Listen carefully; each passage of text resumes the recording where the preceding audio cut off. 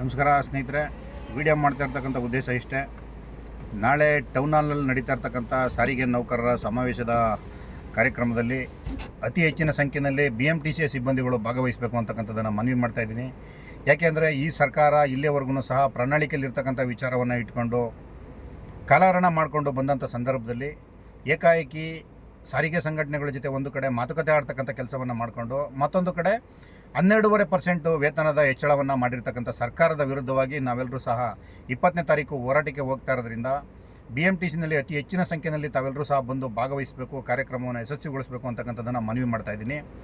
ಸರ್ಕಾರ ಸಾರಿಗೆ ನೌಕರರನ್ನು ಯಾವ ರೀತಿ ನೋಡೋದಕ್ಕೆ ಓಟ್ ನಿಂತಿದೆ ಅಂತಂತಂದರೆ, ಏನೋ ನಾವು ಅವರಿಗೆ ಒಂಥರ ಭಿಕ್ಷೆ ರೂಪದಲ್ಲಿ ಕೊಡ್ತೀವಿ, ಇಷ್ಟ ಇದ್ದರೆ ತೆಗೆದುಕೊಂಡು ಕೆಲಸ ಮಾಡಲಿ, ಇಲ್ಲ ಅಂತಂದರೆ ಅದೇನು ಮಾಡ್ತಾರೆ ನಾವು ನೋಡೋಣ ಅಂತಕ್ಕಂಥ ಒಂದು ದಾರ್ಪ್ಯತನವನ್ನು ಮೆರೆಯೋದಕ್ಕೆ ನಿಂತಿರ್ತಕ್ಕಂಥ ಸರ್ಕಾರದ ವಿರುದ್ಧ ನಾವೆಲ್ಲರೂ ಸಹ ಒಗ್ಗಟ್ಟಾಗಿ ಬೀದಿಗಿಳಿತಕ್ಕಂಥ ಕ್ಷಣ ಬಂದಿದೆ. ತನ್ನದೇ ಆದಂಥ ಪ್ರಣಾಳಿಕೆಯಲ್ಲಿಂಥ ವಿಚಾರವನ್ನು ಮುಚ್ಚಿಟ್ಟು ಸರ್ಕಾರ 12.5% ವೇತನ ಪರಿಷ್ಕರಣೆ ಹೆಚ್ಚಳವನ್ನು ಮಾಡಿ ನಾವು 1/24ಕ್ಕೆ ಕೇಳಿದ್ರು ಸಹ ಅದರಲ್ಲೂ ಸಹ 16 ತಿಂಗಳು ಮೋಸವನ್ನು ಮಾಡ್ತಕ್ಕಂಥ ಕೆಲಸಕ್ಕೆ ಕೈ ಹಾಕಿರ್ತಕ್ಕಂಥ ಸರ್ಕಾರದ ವಿರುದ್ಧ ನಾವೆಲ್ಲರೂ ಬೀದಿಗಿಳಿತಕ್ಕಂಥ ಕೆಲಸವನ್ನು ಮಾಡಬೇಕಾಗಿದೆ.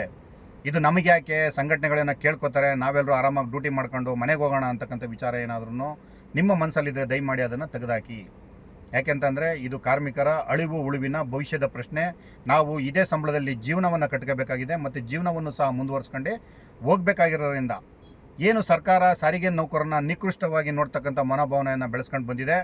ನಾವು ಏನು ಮಾಡೋದು ನಡೆಯುತ್ತೆ, ನಾವೇನೋ ಕೊಟ್ಟಷ್ಟನ್ನು ಈಸ್ಕೊಂಡು ಒಂದು ಭಿಕ್ಷೆ ರೂಪದಲ್ಲಿ ಇವರು ಜೀವನವನ್ನು ಮಾಡಲಿ, ಇಲ್ಲದೇ ಇದ್ದರೆ ಏನು ಮಾಡ್ತಾರೆ ನಾವು ಸಹ ನೋಡೋಣ ಅಂತಕ್ಕಂಥ ಒಂದು ದಾಟಿನಲ್ಲಿ ಅವರು ಮಾತಾಡೋದಕ್ಕೆ ನಿಂತಿದ್ದಾರೆ. ಹಾಗಾಗಿ ಹಿಂದೆ BJP ಸರ್ಕಾರ ಇದ್ದಂಥ ಸಂದರ್ಭದಲ್ಲಿ 15% ವೇತನ ಹೆಚ್ಚಳವನ್ನು ಮಾಡಿದೆ.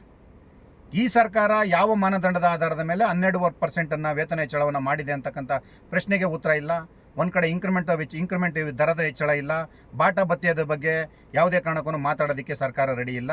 ಎಲ್ಲವನ್ನು ಮುಚ್ಚಿಟ್ಕೊಂಡು ಏಕಪಕ್ಷೀಯವಾಗಿ 12% ವೇತನವನ್ನು ಘೋಷಣೆ ಮಾಡಿದ್ದೀವಿ, ನೀವು ತಗೋಬೇಕು ಅಂತಕ್ಕಂಥ ವಿಚಾರವನ್ನು ಮುಂದಿಟ್ಕೊಂಡು ಮಾತುಕತೆಗೆ ಕರೀತಾರೆ.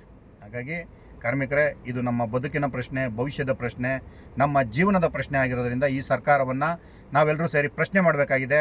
ಹಾಗಾಗಿ ಪ್ರಶ್ನೆಯನ್ನು ಮಾಡೋದಕ್ಕೋಸ್ಕರನೇ ನಾಳೆ ಟೌನ್ ಹಾಲಲ್ಲಿ ಹೆಚ್ಚಿನ ಸಂಖ್ಯೆಯಲ್ಲಿ ಸೇರಬೇಕಾಗಿದೆ. ಡ್ಯೂಟಿ ಇಳಿದಂಥವರು ಮತ್ತು ವಾರದ ರಜೆ ಇದ್ದಂಥವರು ಮತ್ತು ಫಸ್ಟ್ ಶಿಫ್ಟನ್ನು ಡ್ಯೂಟಿಯನ್ನು ಮುಗಿಸಿದಂಥವರು ದಯಮಾಡಿ ಹೆಚ್ಚಿನ ಸಂಖ್ಯೆಯಲ್ಲಿ ಟೌನ್ ಹಾಲ್ ಕಡೆ ಬನ್ನಿ. ಇದು ನಿಮ್ಮ ಬದುಕಿನ ಪ್ರಶ್ನೆ ಆಗಿದೆ. ಸರ್ಕಾರ ನಮ್ಮ ಜೀವನದ ಜೊತೆ ಮತ್ತು ನಮ್ಮ ಜೀವದ ಜೊತೆ ಚೆಲ್ಲಾಟ ಆಡೋದಕ್ಕೆ ನಿಂತಿದೆ. ಒಂದು ಕಡೆ ಪಾರಂಪರ್ಯಗಳು ಬದಲಾವಣೆಗಳಾಗಬೇಕಾಗಿದೆ, ಒಂದು ಕಡೆ ಅಧಿಕಾರಿಗಳ ದೊಡ್ಡ ಮಟ್ಟದ ಕಿರುಕುಳಗಳು ಒಂದು ಕಡೆ ಇದೆ.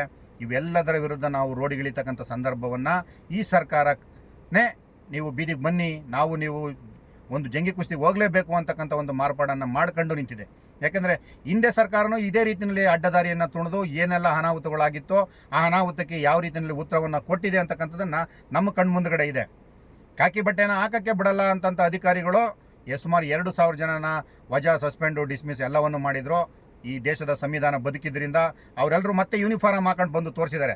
ಹಾಗಾಗಿ ಈ ಸರ್ಕಾರದ ಗೊಡ್ಡು ಬೆದರಿಕೆಗಳು, ನಿಮ್ಮನ್ನು ನಾವೇನೋ ತಂದು ನಿಮ್ಮನ್ನು ಡಿಸ್ಮಿಸ್ ಮಾಡ್ತೀವಿ, ಹೊರಗಡೆ ಬೀದಿಗೆ ತಂದು ಹಾಕ್ತೀವಿ, ಈ ಥರದ ದಬ್ಬಾಳಿಕೆ ಕ್ರಮಗಳಿಗೆಲ್ಲ ಎದುರ್ಕೊಂಡು ನೀವೇನಾದ್ರು ಬೀದಿಲಿ ಕೂತ್ರೆ ಸರ್ಕಾರ ಕೊಡ್ತಕ್ಕಂಥ ಭಿಕ್ಷೆಯನ್ನು ತೆಗೆದುಕೊಂಡು ನಾವ್ಯಾರು ಸಹ ಜೀವನ ಮಾಡೋದಕ್ಕಾಗಲ್ಲ. ಹಾಗಾಗಿ ನಮ್ಮ ವಿಚಾರ ಇರ್ತಕ್ಕಂಥದ್ದಿಷ್ಟೇ, ನಾವೆಲ್ಲರೂ ಸಹ ಒಗ್ಗಟ್ಟಾಗಿ ಹೋಗಬೇಕಾಗಿದೆ.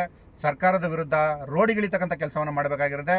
ನೀವು ನಮ್ಮನ್ನು ಇಲ್ಲಿವರೆಗೂ ಸಹ 15% ಟಿಕೆಟ್ ದರವನ್ನು ಹೆಚ್ಚಳ ಮಾಡ್ಕೊಂಡು ಕಳೆದ 2.5 ವರ್ಷಗಳಿಂದನೂ ಸಹ ಸಂಬಳವನ್ನು ಹೆಚ್ಚಳ ಮಾಡದಲ್ಲೇ ಸಾರಿಗೆ ನೌಕರರ ಜೀವನ ಜೊತೆ ಚೆಲ್ಲಾಟ ಆಡದಂಥವ್ರು ಯಾರು ಎಂಬುದನ್ನು ಪ್ರಶ್ನೆ ಮಾಡ್ತಕ್ಕಂಥ ಸಂದರ್ಭ ಬಂದಿದೆ. ಪ್ರಣಾಳಿಕೆಯವ್ರನ್ನ ಮುಂದೆ ಇಟ್ಕೊಂಡು ಇಲ್ಲ ಎರಡೂ ಸಂಘಟನೆಗಳನ್ನ ಮೀಟಿಂಗ್ ಕರ್ಕೊಂಡು ಒಂದು ಕಡೆ ಏಕಾಏಕಿ ಸರ್ಕಾರ ಮಾತುಕತೆಯನ್ನು ಆಡದಲ್ಲೇ 12.5% ವೇತನ ಹೆಚ್ಚಳವನ್ನು ಮಾಡಿ ನಾವು ಇದನ್ನು ಕೊಟ್ಟಿರೋದು ಸರಿ ಇದೆ, ನೀವು ತೆಗೆದುಕೊಳ್ಬೇಕು ಅಂತಕ್ಕಂಥ ಒಂದು ದಾರ್ಪ್ಯತನವನ್ನು ಹೇಳೋದಕ್ಕೆ ನಿಂತಿದೆಯಲ್ಲ, ಅದರ ವಿರುದ್ಧ ನಾವೆಲ್ಲರೂ ಸಹ ಬೀದಿಗಿಳಿತಕ್ಕಂಥ ಕೆಲಸವನ್ನು ಮಾಡಬೇಕಾಗಿದೆ. ದಯಮಾಡಿ ನಾನು ನಿಮ್ಮಲ್ಲಿ ಮತ್ತೊಮ್ಮೆ ಮನವಿ ಮಾಡ್ತಾಯಿದ್ದೀನಿ. ಯಾರು ಕರ್ತವ್ಯ ನಿರತ ಚಾಲನಾ ಸಿಬ್ಬಂದಿಗಳಿದ್ದೀರಾ, ಚಾಲಕರು, ನಿರ್ವಾಹಕರು, ತಾಂತ್ರಿಕ ಸಿಬ್ಬಂದಿಗಳು, ಸೂಪರ್ವೈಸರ್ಗಳು, ಘಟಕ ವ್ಯವಸ್ಥಾಪಕರುಗಳು ಯಾರ್ಯಾರಿದ್ದೀರಾ, ನಾಳೆ ಅತಿ ಹೆಚ್ಚಿನ ಸಂಖ್ಯೆಯಲ್ಲಿ ಟೌನ್ ಹಾಲ್ ಕಡೆ ಬರಬೇಕು ಅಂತಕ್ಕಂಥದ್ದನ್ನು ಮನವಿ ಮಾಡ್ತಾಯಿದ್ದೀನಿ.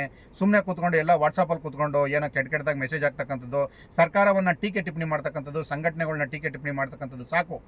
ಈಗ ನಾವು ಬೀದಿಗಿಳಿತಕ್ಕಂಥ ಕಾಲ ಸನ್ನಿಧ್ಯ ಆಗಿದೆ. ಯಾಕಂದರೆ ಸಾರಿಗೆ ನೌಕರರ ಜೀವನ ಜೊತೆ ಚೆಲ್ಲಾಟ ಆಡ್ತಾ ಇರ್ತಕ್ಕಂಥ ಸರ್ಕಾರದ ವಿರುದ್ಧ ನಾವೆಲ್ಲರೂ ಬೀದಿಗಿಳಿತಕ್ಕಂಥ ಕೆಲಸವನ್ನು ಮಾಡಬೇಕಾಗಿದೆ.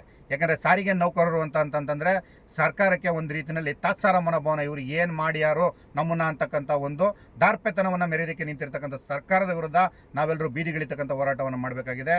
ಹಾಗಾಗಿ ಸಮಸ್ತ ಸಾರಿಗೆ ನೌಕರ ಸಿಬ್ಬಂದಿಗಳಲ್ಲಿ ಮನವಿ ಮಾಡ್ತಾ ಇದ್ದೀನಿ, ನಾಳೆ ಹೆಚ್ಚಿನ ಸಂಖ್ಯೆಯಲ್ಲಿ 3 ಗಂಟೆಗೆ ಟೌನ್ ಹಾಲ್ ಕಡೆ ಎಲ್ಲರೂ ಸಹ ಮುಖ ಮಾಡಬೇಕು. ಹೆಚ್ಚಿನ ಸಂಖ್ಯೆಯಲ್ಲಿ ಬಂದು ಕಾರ್ಯಕ್ರಮವನ್ನು ಯಶಸ್ವಿ ಮಾಡಬೇಕು. 20ನೇ ತಾರೀಕು ನಡೀತಕ್ಕಂಥ ಮುಷ್ಕರದಲ್ಲಿ ಎಲ್ಲರೂ ಹೆಚ್ಚಿನ ಸಂಖ್ಯೆಯಲ್ಲಿ ಭಾಗವಹಿಸಿ ಮುಷ್ಕರವನ್ನು ಯಶಸ್ವಿ ಮಾಡೋಣ. ಸರ್ಕಾರ ನಮ್ಮ ಬಗ್ಗೆ ತೆಗೆದಿರ್ತಕ್ಕಂಥ ಮಲತಾಯಿ ಧೋರಣೆಯನ್ನು ಖಂಡಿಸಿ ನಾವೆಲ್ಲರೂ ಸಹ ಬೀದಿಗಿಳಿತಕ್ಕಂಥ ಕೆಲಸವನ್ನು ಮಾಡೋಣ. ಈ ಸರ್ಕಾರ ತೆಗೆದುಕೊಂಡಿರ್ತಕ್ಕಂಥ ನಿಲುವನ್ನು ಮತ್ತೊಮ್ಮೆ ಮರುಪರಿಶೀಲನೆ ಮಾಡೋವರೆಗೂ ಸಹ ಸಾರಿಗೆ ನೌಕರರು ಒಗ್ಗಟ್ಟಾಗಿ ಬೀದಿಗಿಳಿತಕ್ಕಂಥ ಕೆಲಸವನ್ನು ಮಾಡೋಣ ಅಂತಕ್ಕಂಥದ್ದನ್ನು ಮನವಿ ಮಾಡ್ತಾ, ನಾಳೆ ಹೆಚ್ಚಿನ ಸಂಖ್ಯೆಯಲ್ಲಿ ಎಲ್ಲರೂ ಸಹ ಟೌನ್ ಹಾಲ್ ಕಡೆ ಬನ್ನಿ, ನಮ್ಮ ಶಕ್ತಿ ಏನು ಅಂತಕ್ಕಂಥದ್ದನ್ನು ತೋರಿಸೋಣ. ಸರ್ಕಾರ ತೆಗೆದುಕೊಂಡಿರ್ತಕ್ಕಂಥ ಮಲತಾಯಿ ಧೋರಣೆ ವಿರುದ್ಧ ನಾವೆಲ್ಲರೂ ಸಹ ಬೀದಿಗಿಳಿತಕ್ಕಂಥ ಕೆಲಸವನ್ನು ಮಾಡೋಣ. ಕಾರ್ಮಿಕರ ಹೋರಾಟ ಯಾವಾಗಲೂ ಸಹ ಜೀವಂತವಾಗಿರಬೇಕು ಅಂತಂದರೆ ಕಾರ್ಮಿಕರ ಐಕ್ಯತೆ ಇರಬೇಕು, ಕಾರ್ಮಿಕರೆಲ್ಲರೂ ಒಗ್ಗಟ್ಟಾಗಿರಬೇಕು. ನಮ್ಮ ನಡುವೆ ನೂರಾರು ಭಿನ್ನಾಭಿಪ್ರಾಯಗಳು ಇರಲಿ, ಇದು ನಮ್ಮ ಜೀವನ ಮತ್ತು ಜೀವನದ ಸಮಯ ಆಗಿದೆ. ಯಾಕೆಂದರೆ ಸರ್ಕಾರ ನಮ್ಮ ಜೀವನದ ಜೊತೆ ಚೆಲ್ಲಾಟ ಆಡೋದಕ್ಕೆ ನಿಂತಿರ್ತಕ್ಕಂಥದ್ರಿಂದ ನಾವೆಲ್ಲರೂ ಸಹ ನಮ್ಮಲ್ಲಿರ್ತಕ್ಕಂಥ ಯಾವುದೇ ರೀತಿಯ ಆ ಸಂಘಟನೆ ಬೇರೆ ಈ ಸಂಘಟನೆ ಬೇರೆ ಅಂತಕ್ಕಂಥ ವಿಚಾರವೆಲ್ಲವನ್ನು ಬದಿಗಿಟ್ಟು ಹೆಚ್ಚಿನ ಸಂಖ್ಯೆಯಲ್ಲಿ ಟೌನ್ ಹಾಲಿಗೆ ಬನ್ನಿ. ಸರ್ಕಾರದ ವಿರುದ್ಧ ನಾವೆಲ್ಲರೂ ಸಹ ಬೀದಿಗಿಳಿತಕ್ಕಂಥ ಕೆಲಸವನ್ನು ಮಾಡೋಣ. ಹಾಗಾಗಿ BMTC ಸಿಬ್ಬಂದಿಗಳು ಏನಿದ್ದೀರಾ, ನಾಳೆ 3 ಗಂಟೆಗೆ ನಡೀತಕ್ಕಂಥ ಟೌನ್ ಹಾಲ್ನಲ್ಲಿ ಏನು ನಮ್ಮ ಸಾರಿಗೆ ನೌಕರರ ಸಮಾವೇಶ ಕಾರ್ಯಕ್ರಮ ಇದೆ, ನೀವೆಲ್ಲರೂ ಬಂದು ಯಶಸ್ವಿ ಮಾಡಬೇಕು ಅಂತಕ್ಕಂಥದ್ದನ್ನು ಜಂಟಿ ಕ್ರಿಯಾ ಸಮಿತಿಯ ಪರವಾಗಿ ನಾನು ನಿಮ್ಮಲ್ಲಿ ಮನವಿ ಮಾಡ್ತಾ ಇದ್ದೀನಿ.